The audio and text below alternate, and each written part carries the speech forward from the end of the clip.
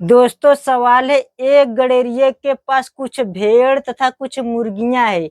यदि उनकी कुल पैरों की संख्या 100 है और यदि उनकी कुल सिरों की संख्या 30 है, तो बताइए उस गडेरिये के पास कुल कितने भेड़ और कुल कितने मुर्गियां है। रियल दोस्तों, इस सवाल का कहना यह है कि एक गडेरिये के पास कुछ भेड़ तथा कुछ मुर्गियां है।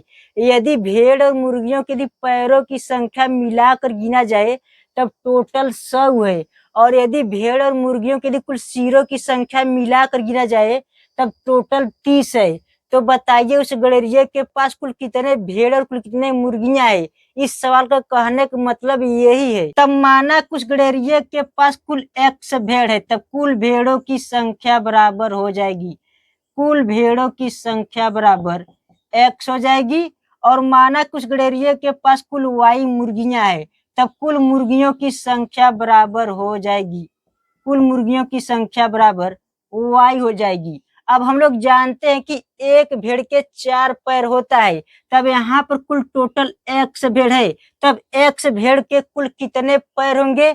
जब एक भेड़ के 4 पैर होता है तब टोटल x भेड़ के कितने पैर होंगे, टोटल x भेड़ के 4x इतना पैर होंगे। और हम लोग जानते हैं कि एक मुर्गी के 2 पैर होते हैं, तब यहाँ पर टोटल कुल y मुर्गियां है, तब y मुर्गियों की पैरों की संख्या कितनी हो जाएगी। जब एक मुर्गी के 2 पैर होते हैं तब कुल y मुर्गियों की कुल पैरों की संख्या इतना हो जाएगी। तब कुल x भेड़ों के पैरों की संख्या इतना हो जाएगी और कुल y मुर्गियों की पैरों की संख्या इतना हो जाएगी। अब जब हम लोग y मुर्गियों की पैरों की संख्या और कुल x भेड़ों की पैरों की संख्या जब इसे आपस में जोड़ेंगे तब टोटल 100 है।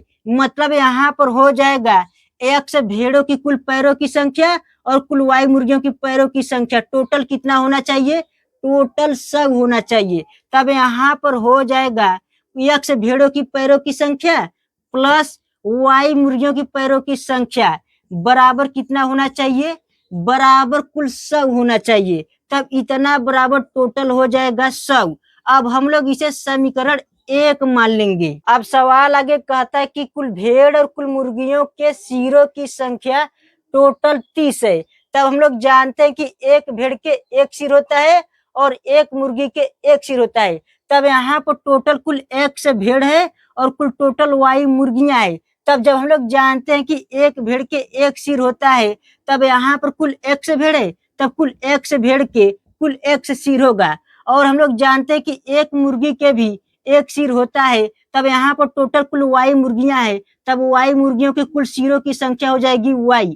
अब इनकी कुल सिरों की संख्या कितनी होनी चाहिए, इनकी सिरों की संख्या टोटल 30 होना चाहिए। तब यहाँ पर हो जाएगा x प्लस वाई बराबर कितना होना चाहिए, x प्लस वाई बराबर 30 होना चाहिए। अब हम लोग इसे समीकरण 2 मान लेंगे, तभी हो जाएगा समीकरण 2 और ये हो जाएगा समीकरण 1। अब हम लोग समीकरण 2 में इसके दोनों पक्षों में 2 से गुणा कर देंगे, तभी हो जाएगा 2x प्लस 2y बराबर हो जाएगा 30 दूनी का 60। और हम लोग इसे समीकरण 3 मान लेंगे, तभी हो जाएगा समीकरण 3। अब हम लोग समीकरण 1 में से समीकरण 3 को घटा देंगे, तब समीकरण 3 यहाँ पर है और समीकरण 1 यहाँ पर है। जब हम लोग समीकरण 3 को यहाँ पर लिखेंगे तब यहाँ पर हो जाएगा 2x प्लस 2y बराबर कितना हो जाएगा, बराबर 60 हो जाएगा। अब हम लोग समीकरण 1 में से समीकरण 3 को घटाएंगे, तब ये दोनों पद कट जाएगा, तब इस साइड बचेगा 2x बराबर हो जाएगा 40। तब यहाँ पर हो जाएगा 2x बराबर 40, तब x बराबर हो जाएगा 40/2, तब x बराबर आएगा 20। अब हम लोग x का मान किसी भी समीकरण में रख कर y का भी मान निकाल लेंगे। तब हम लोग x का मान समीकरण 2 में रख कर y का भी मान निकाल लेंगे। तब x बराबर 20 है, हम लोग x के स्थान पर जब 20 रखेंगे तब यहाँ पर हो जाएगा 20 प्लस y बराबर ये हो जाएगा 30। तब y बराबर हो जाएगा 30 माइनस 20, तब y बराबर आएगा 10। इसका मतलब y बराबर 10 हो जाएगा और x बराबर 20 हो जाएगा। तब कुल भेड़ों की संख्या होगी 20 और कुल मुर्गियों की संख्या होगी 10। मतलब उस गडेरिये के पास 20 ठे भेड़ थे और 10 ठे मुर्गियां थी।